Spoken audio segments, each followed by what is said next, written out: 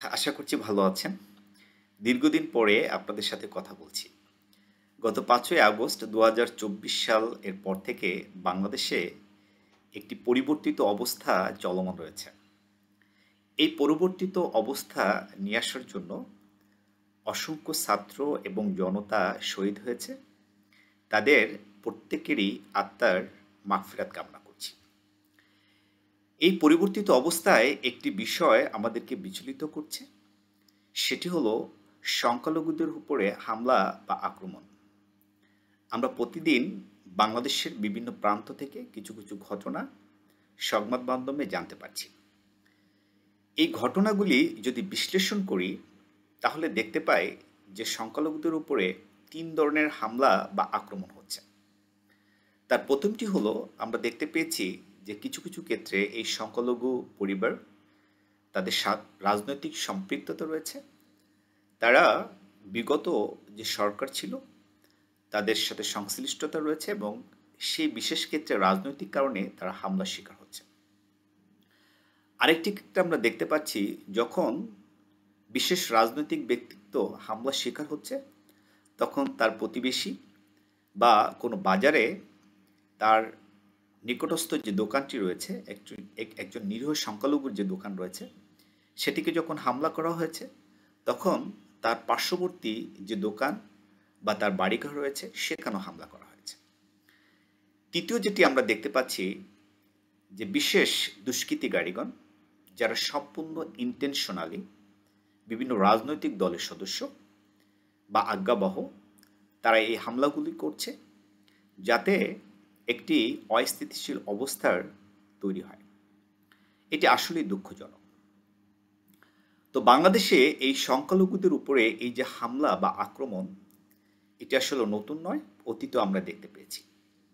কিন্তু সবথেকে গুরুত্বপূর্ণ যে বিষয়টি হলো এর কখনো সুষ্ঠু তদন্ত, এর প্রতিবেদন এবং বিচার এটি আমরা আসলে জনসম্মুখে কখনো দেখতে পাইনি।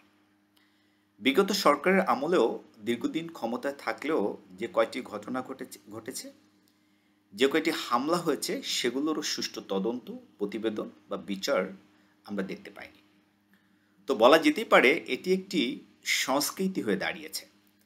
বাংলাদেশে যখন কোনো সরকার পরিবর্তিত হচ্ছে বা কোনো বিশেষ ঘটনার সৃষ্টি হচ্ছে তখন সংখ্যালঘু পরিবারের উপর হামলা বা আক্রমণের ঘটনাটি আসলে বেড়ে যায়।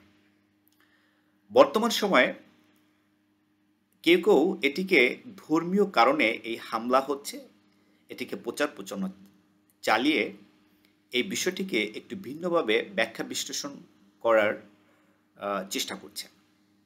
কিন্তু প্রশ্নটি হলো বাংলাদেশে এই সংখ্যালঘুদের উপরে যে হামলা বা আক্রমণ এটি কি আসলে ধর্মীয় কারণে হচ্ছে নাকি তারা দীর্ঘদিন ধরে এই দেশে রাজনৈতিক একটি কার্ড হিসেবে তাদেরকে ব্যবহার করা হচ্ছে? এই বিষয়টি আসলে আমাদেরকে পর্যালোচনা করে দেখতে হবে। যেহেতু কোনো সরকারই তাদের উপর আক্রমণ বা হামলা এগুলোর সুষ্ঠু তদন্ত, বিচার এবং এর প্রতিবেদন জনসম্মুখে কখনোই প্রকাশ করেনি। অতএব প্রতিটি ঘটনার সুষ্ঠু তদন্ত হওয়া প্রয়োজন। কারা হামলা করছে, কেন হামলা করছে, কী উদ্দেশ্যে হামলা করছে তাদেরকে জনসম্মুখে নিয়ে আসা প্রয়োজন এবং এই বিষয়টি যেন আর না ঘটে সেটির একটি সুষ্ঠু সুরাহা হওয়া প্রয়োজন।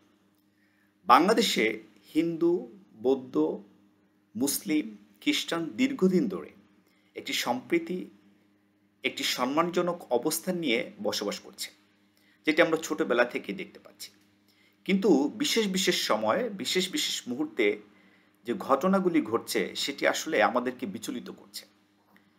আর এই ঘটনাগুলির মধ্য দিয়ে যদি এই দেশের এই সম্প্রীতিকে বিনষ্ট করা হয় বা এটিকে যদি রাজনৈতিক একটি হাতিয়ার হিসেবে ব্যবহার করা হয় অথবা এটিকে যদি ষড়যন্ত্রের একটি অংশ হিসেবে ব্যবহৃত করা হয় অথবা এটিকে যদি ধর্মীয় কারণে ব্যবহার করা হয় তাহলে সব কিছুই আসলে আমাদের জন্য দুঃখজনক এবং ক্ষতিকর।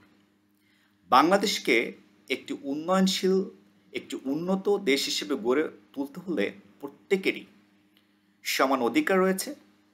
এই দেশ প্রত্যেকেই সসম্মানে এই দেশে বসবাস করার অধিকার এবং তার মর্যাদা রয়েছে। এখন বিষয়টি হলো, আমরা যে শব্দটি ব্যবহার করছি সংখ্যালঘু, আসলে এই শব্দটিও একটি বৈষম্যমূলক শব্দ। আসলে বাংলাদেশের সংখ্যালঘু বলে কেউ আসলে আমার মতে এটা থাকা উচিত নয়। প্রত্যেকেই বাংলাদেশি এবং প্রত্যেকেই সমান অধিকার নিয়ে বেঁচে থাকার অধিকার রয়েছে।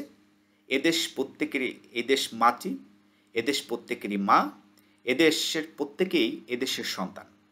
সুতরাং এই ধরনের বৈষম্য এবং এই ধরনের বিভেদ এবং সম্প্রীতি নষ্ট করার যে ন্যাক্কারজনক ঘটনাগুলি ঘটছে সেগুলো তীব্র নিন্দা জ্ঞাপন করছি এবং আমাদের প্রত্যেকেরই এই নিজস্ব জায়গা থেকে সচেতন হওয়া প্রয়োজন, প্রতিরোধ করা প্রয়োজন এবং প্রতিবাদ করা প্রয়োজন।